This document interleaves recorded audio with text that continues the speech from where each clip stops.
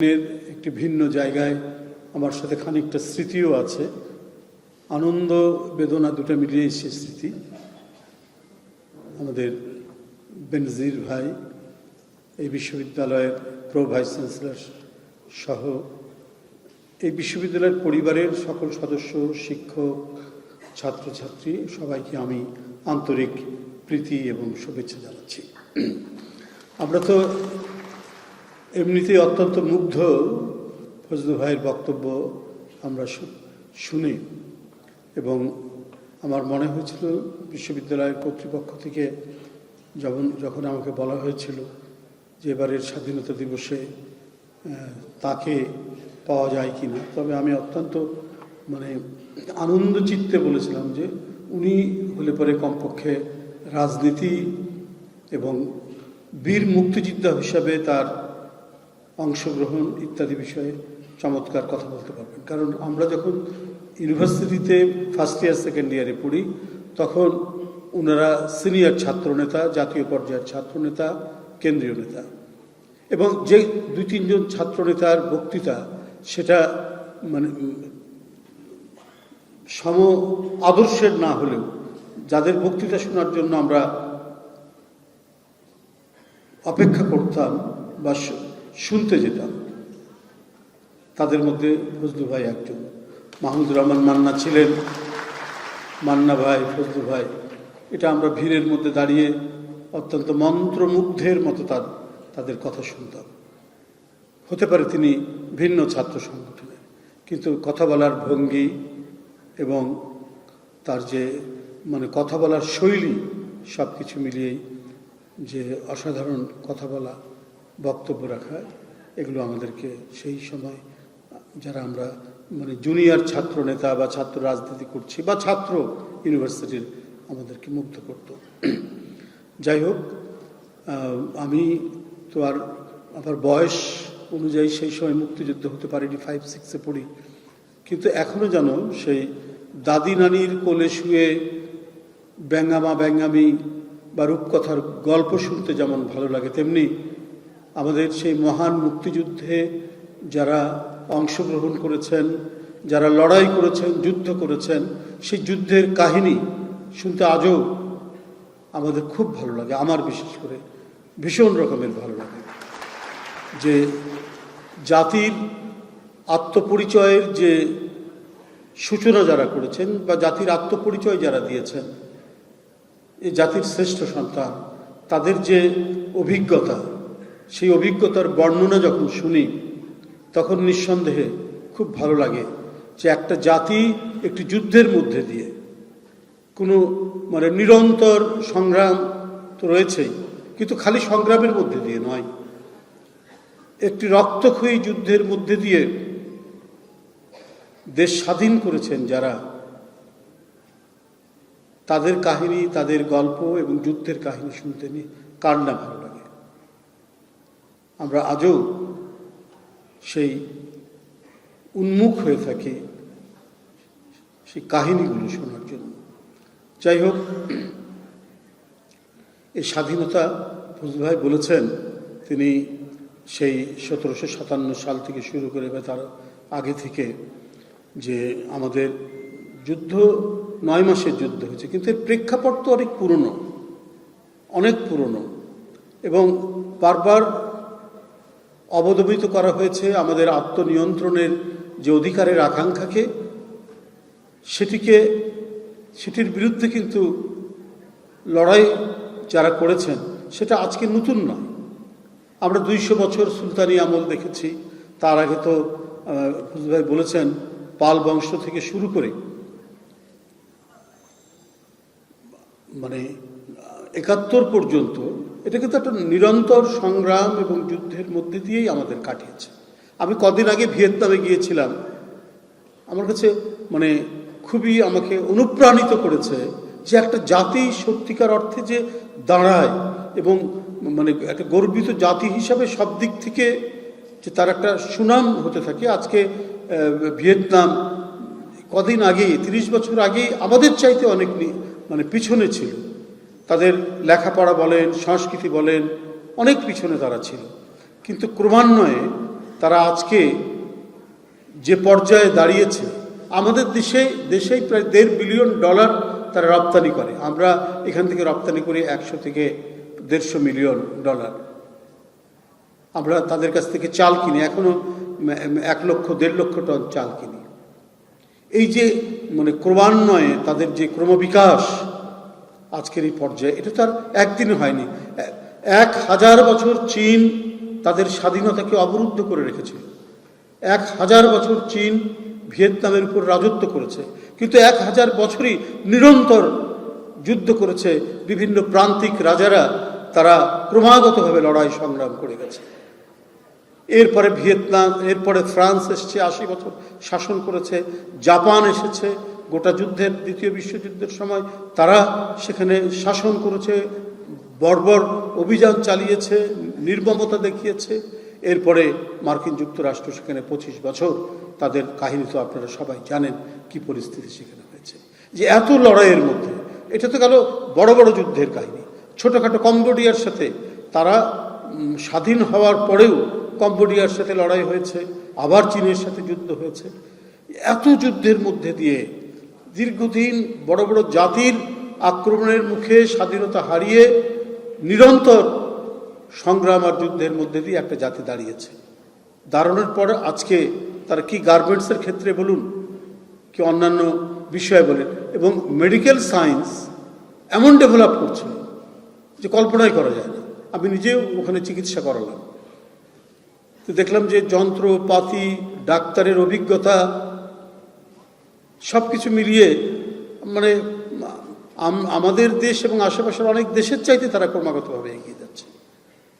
পরে একটি জাতির স্বাধীনতার পিছনে যদি নিরন্তর সংগ্রাম আর যুদ্ধের পটভূমি থাকে, সেই জাতি ক্রমান্বয়ে এগিয়ে যায়। সেটি বাংলাদেশ সেই সমস্ত জাতিগুলোর মধ্যে একটি জাতি, যে সে রক্তাক্ত যুদ্ধের মধ্যে দিয়ে দেশ স্বাধীন করেছে, একটি মানচিত্র পেয়েছে, ভূখণ্ড পেয়েছে। মাঝে মাঝে আমরা দেখি, শুনি, সিনেমাও, আমি সেই সিনেমাটা দেখিনি, পার্শ্ববর্তী দেশের একটি সিনেমাতে দেখানো হচ্ছে এটা 2 দেশের মধ্যে যুদ্ধ। তাদের বিভিন্ন জেনারেলরা বলেন যে এটা 2 দেশের মধ্যে যুদ্ধ। এখানে বাংলাদেশ এবং এর মুক্তিযোদ্ধারা, তাদের যে অবদান সেটাকে উল্লেখ করা হয় না। এটা ভারত পাকিস্তানের যুদ্ধ, এই কথাগুলো বারবার করে বলা হয় তাদের সাহিত্য, তাদের সাংস্কৃতিক বিভিন্ন কর্মকাণ্ডের মধ্যে, কিন্তু তা তো নয়। এদেশের জনগণ রুখে দাঁড়িয়েছে, তাদের ভিতর থেকে দাঁড়িয়েছে মুক্তিযোদ্ধারা। সেখানে সেনাবাহিনী ছিল, সেখানে পুলিশ ছিল, সেখানে তৎকালীন ইপিআর ছিল, সেখানে কৃষক ছিল, সেখানে শ্রমিক ছিল, সেখানে সর্বোপরি যাদের নেতৃত্বে সংগ্রাম এগিয়েছে সেই ছাত্ররা ছিল। সেই ছাত্ররা সেখানে নেতৃত্ব দিয়েছে, আত্মহুতি দিয়েছে, নিজের জীবন উৎসর্গ করেছে। কিন্তু খুব মানে কৌশলে এটিকে ভারত পাকিস্তান যুদ্ধ বলে চালিয়ে দেওয়ার চেষ্টা করা হয়। এইভাবে নানাভাবে দেশের ভিতরে এবং দেশের বাইরেও প্রকৃত ইতিহাসকে বিকৃত করার এই প্রবণতা সৃষ্টি হয়েছে। দেশের ভিতরে চলেছে শুধু বিভাজন, ও ভালো নয়, ও কোনো অবদান নয়, সব অবদান আমার বাপের, আমার পরিবারের, আর কারো কোনো অবদান নাই। এই করে করে একটি জাতির আত্মাকে কালিমালিপ্ত করা হয়েছে বিভিন্ন সময়, এবং বেশি হয়েছে বিগত 16 থেকে 17 বছর। এখানে যে যাই থাকুন না কেন, যারা যে মানে মতাদর্শ পোষণ করুন না কেন, এই কথাটি আমাকে বলতেই হলো। যদিও আজকের এই বিশ্ববিদ্যালয়ের কর্তৃপক্ষের এই পরিসরের মধ্যে আমি বলতে চাইনি, কিন্তু কিছু সত্য কথা স্বয়ংক্রিয়ভাবে চলে আসে, ক্রমাগতভাবেই সেটা বলা হয়েছে, আর কারো কোনো অবদান নেই। এই যে ফজলু ভাই বলেছেন, সিরাজুল আলম খান তার একটি মানে কন্ডোলেন্স স্টেটমেন্ট পর্যন্ত তারা দেয়নি।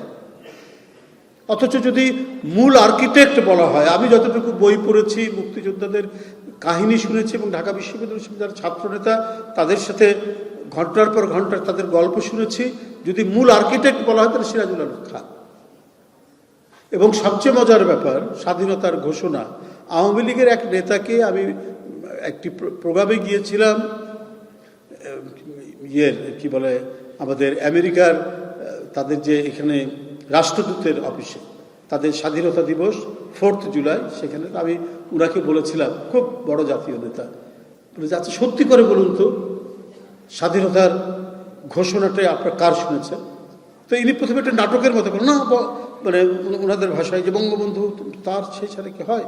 তবে শেষে আমাকে কানে বললেন যে আমরা আনুষ্ঠানিক ঘোষণাটা শুনেছি জিয়াউর রহমানের কণ্ঠে, ক্ষীণ কণ্ঠে, এবং সেটা বেতারে উনি বলেছেন। এটা তো জাস্ট আমাকে পার্সোনালি বলেছেন, কিন্তু তারপরেও তাদের লোকরা কি বই লেখেননি? তাদের আওয়ামী লীগের মন্ত্রী তিনি বই লিখছেন, খন্দকার সাহেব লিখেছেন, স্বয়ং সাবেক প্রধানমন্ত্রীর স্বামী তিনি লিখছেন, কিন্তু সেই প্রধানমন্ত্রী কোনোটাকেই পাত্তা দেন না। তার মতো করে ইতিহাস লিখতে হবে, তার মতো করে সংবিধান করতে হবে, তার মতো করে সব কিছু করতে হবে। এখানে বুদ্ধিজীবী, এখানে শিক্ষিত মানুষ, এখানে বস্তু নিরপেক্ষ ইতিহাস রচনা সব কিছু আপনার পদদলিত করে একজন ব্যক্তির ইচ্ছা অনিচ্ছার উপরে ইতিহাস রচনা করা হয়েছে। এবং এই ইতিহাস রচনা করতে গিয়ে ইতিহাস বিকৃত করা হলো, এবং প্রকৃত ইতিহাস যেহেতু তরুণ প্রজন্মের মধ্যে তুলে ধরা হয়নি, প্রজন্ম কিন্তু ঠিকই বুঝতে পারে। এই ধর দেখুন না, এটা তো প্রাইভেট বিশ্ববিদ্যালয়। আমাদের কিন্তু একটা ধারণা ছিল যে প্রাইভেট বিশ্ববিদ্যালয়, এখানে ছেলেমেয়েরা যারা পড়েন তারা অধিকাংশই মানে বেশ ধনাঢ্য পরিবারের সন্তান, তারা সচ্ছল পরিবারের সন্তান, তারা লেখাপড়ার মধ্যে থাকে এবং পাশ করে যত দ্রুত সম্ভব দেশের বাইরে অথবা দেশের মধ্যে কোনো কর্পোরেট চাকরি বা ক্যাডার সার্ভিস বা বাইরে, বিশেষ যে কথাটি আমি আজকেও শুনলাম যে প্রায় 50% মতো ছেলে চলে যায়। কিন্তু তারা যে রাস্তায় দাঁড়িয়ে অন্যায়ের বিরুদ্ধে সংগ্রাম করতে পারে এবং নির্দ্বিধায় হাসতে হাসতে নিজের বুকের মধ্যে তপ্ত বুলেটের সীসা যে বরণ করতে পারে, এটা প্রাইভেট বিশ্ববিদ্যালয় যে এই ভূমিকাও রাখতে পারে, এটা আমাকে বিস্মিত করেছে। এটা আমাকে তাজ্জুব করেছে, বিমোহিত করেছে যে না, তারুণ্যের শক্তি হচ্ছে সার্বজনীন। এটা প্রাইভেট বিশ্ববিদ্যালয়, সরকারি বিশ্ববিদ্যালয়, এর মধ্যে কোনো পার্থক্য নেই।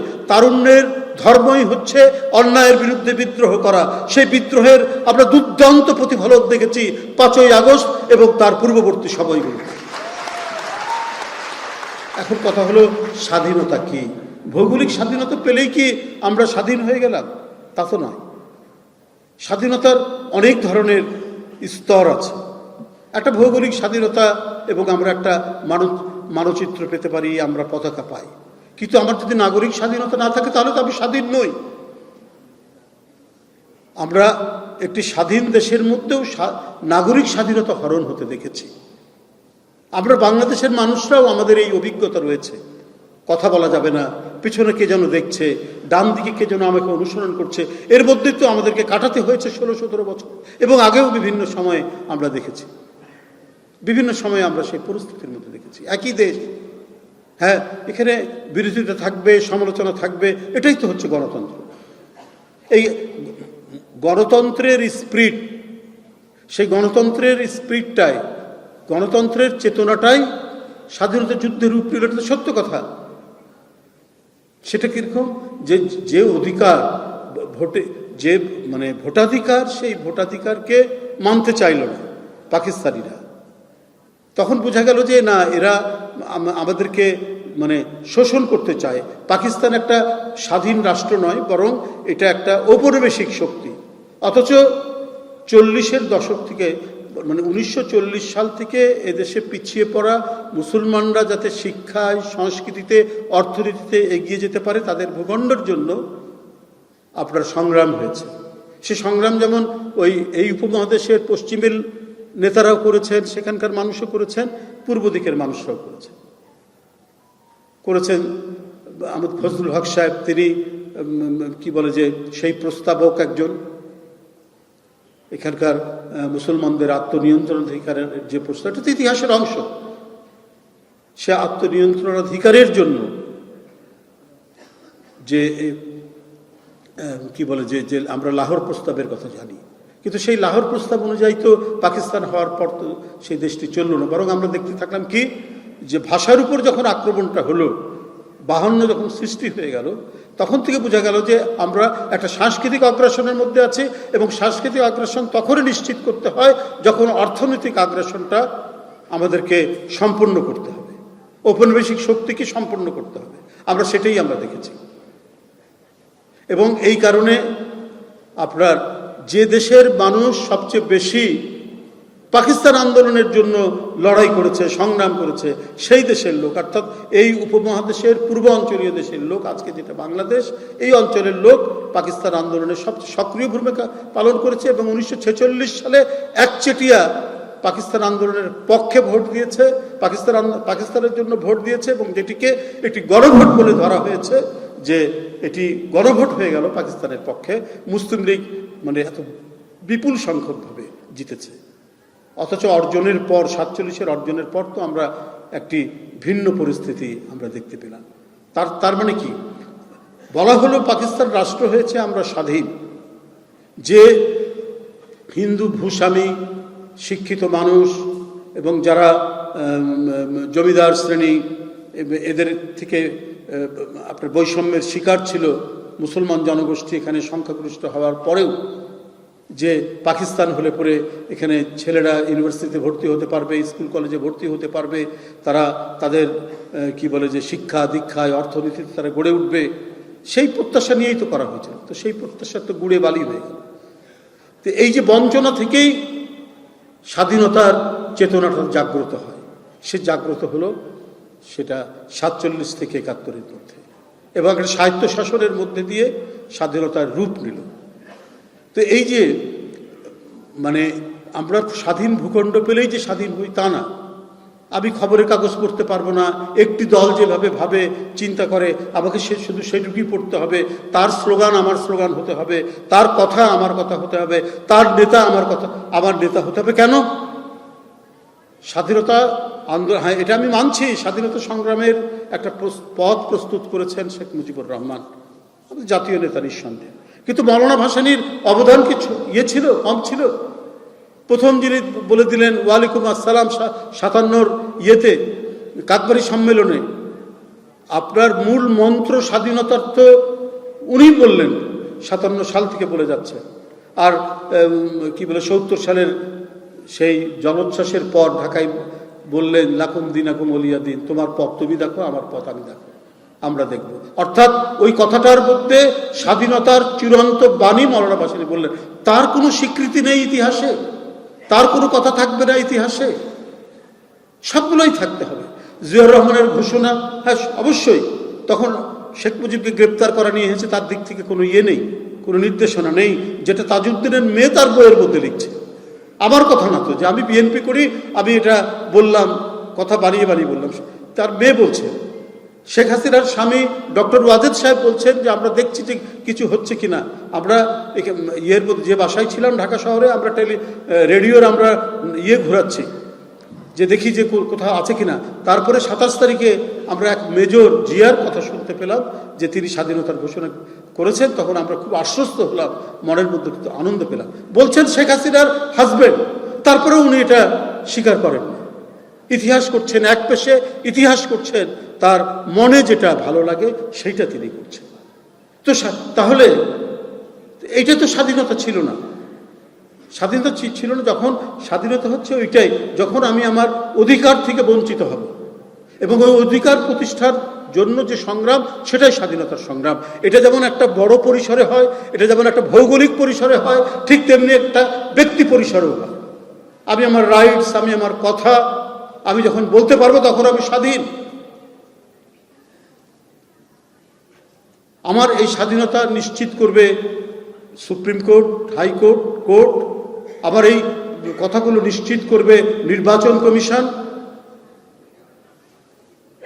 এই সমস্ত প্রতিষ্ঠান রাষ্ট্রের, তারা সেটা নিশ্চিত করবে। এইভাবেই একটি আর্টিকুলেট একটা ডেমোক্রেটিক রাষ্ট্র গড়ে ওঠে। তাছাড়া তো গণতন্ত্র না। আমি গণতন্ত্রের একটা ব্যাখ্যা দিলাম, একদলীয় শাসন ব্যবস্থা করলাম, এক নেতার আওয়াজই থাকবে, তার বাইরে কোনো কথা হবে না, এবং সেটা বললে পরে মহাপাপ হবে। এই ধরনের একটা প্রথা পদ্ধতি আমরা মানে চালু হওয়ার দৃষ্টান্ত এই দেশে আমরা দেখেছি। সেই দৃষ্টান্ত যেন আর না হয়। আমি আগেও একটি প্রোগ্রামে গত কয়েকদিন আগেও বলেছি, যে যার মনে যে চিন্তা আসবে, সেই চিন্তা সে যদি মানে দ্বারা, চিকিৎসা বিদ্যার দ্বারা, কোনো চিকিৎসকের দ্বারা ঘোষিত অস্বাভাবিক অপ্রকৃতস্থ লোক যদি না হন, তাহলে তার চিন্তা প্রকাশের স্বাধীনতা তার থাকবে। এবং এইটা নিশ্চিত হবে আমার বিশ্বাস এই সময়টা। কারণ এত মাসুম বাচ্চাদের জীবনের মধ্যে দিয়ে আমাদের পাওয়া যে গণতান্ত্রিক পদ্ধতি, এই পদ্ধতি যেন কোনোভাবেই বিনষ্ট না হয়, এটা কোনোভাবেই যেন ক্ষতিগ্রস্ত না হয়, বাধাগ্রস্ত না হয়। আবার ব্যক্তিগত অধিকার যত কেউ রুখতে না পারে, আমারটাই ঠিক আপনারটা ঠিক না, এই বলে আপনি মানে আমাদের মানে রাস্তাটা, গণতন্ত্রের চর্চার এবং অনুশীলনের রাস্তাটা যেন বন্ধ না হয়। আমি যেটা করতে চাই, আমি যেটা বলতে চাই, এটাই করতে হবে। এটাও কিন্তু গণতান্ত্রিক কোনো চিন্তা চেতনা না, এটাও কিন্তু আপনার মানুষের স্বাধীনতার উপর আক্রমণ, এটাও কিন্তু স্বাধীনতা বিরোধী একটি কাজ। এটা করা উচিত হবে না। আজকে পার্লামেন্টে বা বিভিন্ন জায়গায় যেটা দেখছি, যে আমি এখনো বলতে চাই, ওই পুরনো কথাটাই বলতে চাই, ভল্টিয়ার, ফরাসি দার্শনিক ভল্টিয়ারের, যে আমি আপনার সাথে বিরোধিতা করতে পারি, আপনার কথা সমালোচনা করতে পারি, কিন্তু আপনার ওই যে কথা বলার অধিকার, ওর জন্য আমি আমার জীবন দিতে পারি। এত বড় মানে মানে স্বাধীনতার সপক্ষের অনেক বক্তব্য, অনেক কোটেশন দেওয়া যায়, কিন্তু দার্শনিক ভল্টেয়ারের এই কথার উপরে আর কোনো কথা হতে পারে না। গণতন্ত্র চর্চার জন্য এর চাইতে আর কোনো বড় কথা হতে পারে না। এবং সেইটা যদি আমরা প্রতিষ্ঠিত করতে পারি, তাহলে আমরা বিভিন্ন প্রতিষ্ঠান আমরা গড়ে তুলতে পারি। আমরা গণতন্ত্রের নামে, এমনকি সমাজতন্ত্রের নামেও আমরা টাকা লুটপাট হতে দেখিনি, টাকা পাচার হতে দেখিনি, ব্যাংক লুটপাট হতে দেখিনি। আপনার সংবিধানের মধ্যে সমাজতন্ত্রের অঙ্গীকার করা হচ্ছে, পঞ্চদশ সংশোধনীর মধ্যে আমরা যেটি দেখলাম। কিন্তু এদিকে আবার ব্যাপক হারে বেধড়ক টাকা লুটপাট হচ্ছে, ব্যাংক লুটপাট হচ্ছে, মানে সরকারি টাকা, জনগণের টাকা পাচার হচ্ছে। টাকা পাচারের একটা মহাসমারোহ তৈরি হলো সমাজের মধ্যে। ক্রমাগতভাবে এক বৈষম্যের ভয়াবহ রূপ আমরা দেখতে পেলাম। তো এই যেটাকে বলা হয় ক্রনিক ক্যাপিটালিজম, বৈষম্যের চরম রূপ এবং নষ্ট পুঁজিবাদ তৈরি হয়েছে বিগত সময়গুলোতে। এখন আমাদের কথা হচ্ছে যে, আমার ব্যক্তিগত কথা হচ্ছে যে, এখন যে সময়টি আমরা পাচ্ছি, এই সময়ের মধ্যে আমাদেরকে সব কিছু মানে একটা স্ট্রিম লাইনিং করার জন্য, গণতন্ত্রকে স্থায়িত্ব দেওয়ার জন্য এবং গণতন্ত্রকে প্রাণবন্ত করা এবং টিকিয়ে রাখা, চিরজীবী করার জন্য যে কাজগুলো আমাদের করা দরকার, সেগুলো এখন থেকেই করা দরকার। শুধুমাত্র ভোট, নির্বাচন এটা গণতন্ত্রের একমাত্র মাপকাঠি নয়, এটা অনেকেই বলে থাকেন। কিন্তু আর যে মাপকাঠিগুলো আছে, এই ভোট নির্বাচনের মধ্যে দিয়ে সরকার পরিবর্তন যে হবে, যে সরকার আসবে, সেই সরকার কি কি কাজগুলো করবে এবং তার কি কি দায়িত্ব, যে দায়িত্বের মধ্যে গণতন্ত্রটা একটা শক্ত ভিত্তির উপর দাঁড়াবে। সেই শক্ত ভিত্তির উপর দাঁড়ানোর জন্য আমাদেরকে যে বিষয়গুলোকে গুরুত্ব দেওয়া দরকার, সেই বিষয়গুলোকে অবশ্যই গুরুত্ব দিয়ে সেটার চর্চা জানা হয়। অবশ্যই আমি আগেও বলেছি যে বিচার বিভাগ স্বাধীন হতে হবে এবং প্রশাসন, আমাকে যদি কি বলে যে প্রশাসনে অবশ্যই নিরপেক্ষ ব্যক্তিকে সেখানে রাখতে, কিন্তু নিরপেক্ষ ব্যক্তি যাচাই করার উপায় কি? তার মেধা। একটা কম্পিটিটিভ পরীক্ষার মধ্যে দিয়ে আমরা ব্রিটিশের অনেক কিছুই সমালোচনা করি, কিন্তু কিছু কিছু তো বিষয় ছিল যেগুলোকে আজও অবধারিত হিসেবে রাখতে হবে, কিন্তু ওটাকে ওখান থেকে ডেটোরেট করে গেছে। ব্রিটিশ যতটুকু যে প্রশাসনটা দিয়েছিল, সেখান থেকে আরও অধঃপতন ঘটেছে। একেবারে দলীয় চেতনার দ্বারা আমরা দেখতে পাই, কি বলে যে ওই ডিসিটা আমাদের লোক কিনা, ওই বিভাগীয় কমিশনার কোন রাজনৈতিক দল, এই করতে গিয়ে কিন্তু বিভাজনটা চরম পর্যায়ে চলে যাবে এবং এটা আলটিমেটলি গণতন্ত্রের অধঃপতন হবে এবং রাষ্ট্রের অধঃপতন হবে। সেই পরিস্থিতির পুনরাবৃত্তি যেন না, আমার কথাটা হচ্ছে সেটা যেন পুনরাবৃত্তি না হয়। সুশাসন নিশ্চিত করতে হলে আপনার নিরপেক্ষ প্রশাসন আপনার অবশ্যই থাকতে হবে। নিরপেক্ষ প্রশাসন ছাড়া আপনি সুশাসন কখনোই নিশ্চিত করা যাবে না। আর সুশাসন নিশ্চিত করতে পারলেই আপনি আপনার স্বাধীনতা, আপনার নাগরিক স্বাধীনতা এবং রাষ্ট্রীয় স্বাধীনতা দুটোই নিশ্চিত করতে পারবেন। রাষ্ট্রীয় স্বাধীনতা কিভাবে? আপনি যখন সুশাসন থাকবে না তখন বিশৃঙ্খলা হবে, অবাধ লুটপাট হবে, জনগণের টাকা লুটপাট হয়ে দেশের বাইরে যাবে, দেশ একটা বিশৃঙ্খল অবস্থায় পড়বে। তখনই তো আন্তর্জাতিক শক্তিসমূহ, ঔপনিবেশিক শক্তিসমূহ তার ইন্টারফেয়ার করার সুযোগ থাকবে। কি বলবে? যে এটা ফেইল্ড স্টেট। কত কি কথা এখন, কত কি টার্ম আমরা এখন শুনতে পাই। ফেইল্ড স্টেটের কথা বলে টলে নানাভাবে হস্তক্ষেপ করার সুযোগ পাবে। আর আবার রাষ্ট্র যতটুকুই থাক, আমাদের আলাপ আলোচনা সমালোচনা সব কিছুর বাইরেও একটি জায়গা যে থাকবে, আমরা ন্যাশনাল ইন্টারেস্টে আমরা সবাই এক।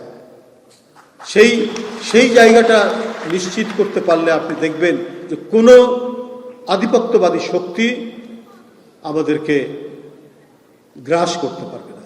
আমাদের ইতিহাস নিরপেক্ষ ইতিহাসবিদরাই লিখবেন, যার যেখানে যে অবদান, সেই অবদানের স্বীকৃতি দিয়েই আমাদের ইতিহাস রচিত হতে হবে। যখন এটা সবার কাছে একটি মান্য বিষয় হয়ে দাঁড়াবে, স্বীকৃতির পর্যায়ে থাকবে, জনগণ বলবে যে এটাই শিখই।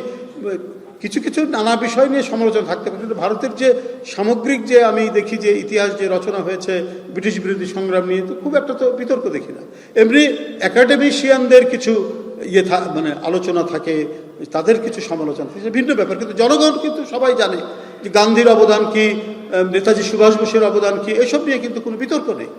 কিন্তু এখানে গোড়া থেকেই বিশেষ করে স্বাধীনতা সংগ্রামী, মুক্তিযুদ্ধে নেতৃত্ব দানকারী মানুষদের মধ্যে বিভাজন করে আমাদের জাতিকে বিভাজিত করার চেষ্টা করা হয়েছে এবং তাতে সুযোগ পেয়েছে, অন্যরা সুযোগ পেয়েছে যে এটা হচ্ছে বাংলাদেশের যুদ্ধ না, বাংলাদেশের সাথে পাকিস্তানিদের যুদ্ধ না, এই যুদ্ধ ভারত আর পাকিস্তানের যুদ্ধ। আর এখানে বাংলাদেশিদের সাথে পাকিস্তানের যুদ্ধ, এখানে ভারত সহায়তাকারীর ভূমিকা পালন করেছে। ভারত হয়তো সেখানে সহযোগিতা করেছে, কিন্তু লড়াই তো করেছে আমাদের সেনাবাহিনী, আমাদের মুক্তিযোদ্ধা। তো যাই হোক, আমার বক্তব্য দীর্ঘায়িত করব না, অনেকক্ষণ ধরে কথা বললাম। আপনারা ভালো থাকবেন এবং আবারও আপনাদেরকে আমি আন্তরিক শুভেচ্ছা জানাচ্ছি স্বাধীনতা দিবসের। আপনাদের এই অনুষ্ঠানটি এখানে বিশ্ববিদ্যালয়ের কর্তৃপক্ষ আমাকে আমন্ত্রণ জানিয়েছেন, যদিও আমি এর জন্য খুব উপযুক্ত ব্যক্তি নই, কিন্তু তারপরেও যে সুযোগ দিয়েছেন এই জন্য আমি আবারও কৃতজ্ঞতা জানিয়ে আমার বক্তব্য এখানে শেষ করছি। ধন্যবাদ।